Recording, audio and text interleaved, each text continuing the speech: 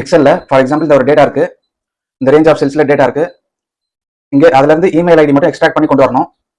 அது எப்படின்னு பார்க்கலாம். Equal to repeat function, sorry equal to substitute function. அதுல டெக்ஸ்ட் ஆர்குமெண்ட்ல இந்த செல்லை செலக்ட் பண்ணிட்டு கமா கொடுத்தோம்னா ஓல்டு டெக்ஸ்ட், அதுல வந்து டபுள் கோட்ஸ்ல ஸ்பேஸ்ன்றதை கொடுத்துட்டு கமா நியூ டெக்ஸ்ட், அதுல நியூ டெக்ஸ்ட்ல ரிப்பீட் ஃபங்க்ஷனை கொண்டு வரலாம்.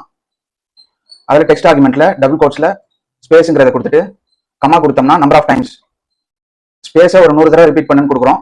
இப்போ பிராக்கெட் க்ளோஸ் பண்ணிட்டு டபுள் பிராக்கெட் க்ளோஸ் பண்ணிட்டு இப்போ என்டர் கொடுத்தோம்னா இப்போ ரிசல்ட் அப்பியர் ஆயிடுச்சு, ஸ்பேஸோட வந்திருக்கு. இப்போ F2 கொடுத்து எடிட்ல போயிட்டு ஒரு F9 கொடுத்து பாத்தீங்கன்னா தெரியும் ஒரு வேர்டுக்கு நடுவில் எவ்வளவு ஸ்பேஸ் இருக்கு அப்படின்னு. இப்போ F2 கொடுத்து எடிட்ல போயிட்டு சப்ஸ்டிடியூட் ஃபங்க்ஷன் முன்னாடி இப்போ ஃபைண்ட் பண்ண போறோம். அதனால ஃபைண்ட்ன்ற ஃபங்க்ஷன், அதுல ஃபைண்ட் டெக்ஸ்ட் ஆர்குமெண்ட்ல இப்போ எதை ஃபைண்ட் பண்ண போறோம்னா அட்ன்றதை தான் ஃபைண்ட் பண்ண போறோம். டபுள் கோட்ஸ்ல கொடுத்துட்டு கமா கொடுத்தோம்னா வித்தின் டெக்ஸ்ட்ல தான் சப்ஸ்டிடியூட் ஃபங்க்ஷன்லாம் இருக்கு. எண்ட்ல பிராக்கெட் க்ளோஸ் பண்ணிட்டு என்டர் கொடுத்தோம்னா அந்த பொசிஷனோட நம்பர் வந்துருச்சு. இப்போ F2 கொடுத்து எடிட்ல போயிட்டு எண்ட்ல -50 கொடுத்தோம்னா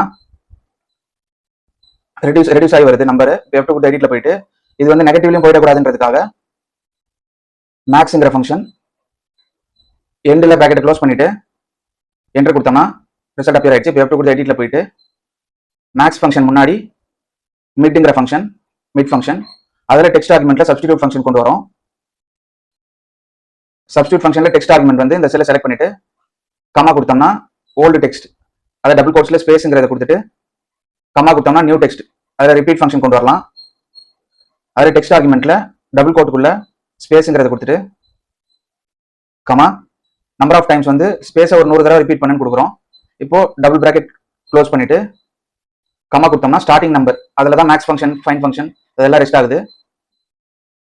கமா கொடுத்து பார்த்தோம்னா நம்பர் ஆஃப் கேரக்டர்ஸ் அது வந்து ஒரு 100ன்றதை கொடுத்துட்டு இப்போ பிராக்கெட் க்ளோஸ் பண்ணிட்டு இப்போ என்டர் கொடுத்தோம்னா ரிசல்ட் வந்துருச்சு. அந்த மெயில் ஐடி எக்ஸ்ட்ராக்ட் ஆகி வந்துருச்சு. இப்போ ஸ்பேஸ் மட்டும் தான் நம்ம ரிமூவ் பண்ணோம். அதுக்கு வந்து ட்ரிம்ங்கிற ஃபங்க்ஷன், ட்ரிம், அதுல டெக்ஸ்ட் ஆர்குமெண்ட்ல இந்த ஃபுல் ஃபங்க்ஷனும் ரெஸ்ட் ஆகுது, மிட் ஃபங்க்ஷன் எல்லாமே. எண்ட்ல பிராக்கெட் க்ளோஸ் பண்ணிட்டு இப்போ என்டர் கொடுத்தோம்னா கரெக்டா அந்த மெயில் ஐடி மட்டும் எக்ஸ்ட்ராக்ட் ஆகி வந்துருச்சு, ஸ்பேஸ் ரிமூவ் ஆகி. இப்போ ஆட்டோ ஃபில் பண்ணிக்கலாம். இப்போ கவனிச்சு பாத்தீங்கன்னா அந்த இமெயில் ஐடி மட்டும் எக்ஸ்ட்ராக்ட் ஆகி வந்திருக்கு. இதுல இருந்து இந்த டெக்ஸ்ட்ல இருந்து இமெயில் ஐடி மட்டும் எல்லா இடத்துலயும் எக்ஸ்ட்ராக்ட் ஆகி வந்திருக்கு. இந்த மாதிரி நம்ம ரிப்பீட் ஃபங்க்ஷன் டேட்டா எக்ஸ்ட்ராக்ஷனுக்கு யூஸ் பண்ணலாம். அதே மாதிரி ஸ்டார் ரேட்டிங்ஸ் எல்லாத்துக்கும் நிறைய பர்பஸ் யூஸ் பண்ணலாம் ரிப்பீட் ஃபங்க்ஷன்.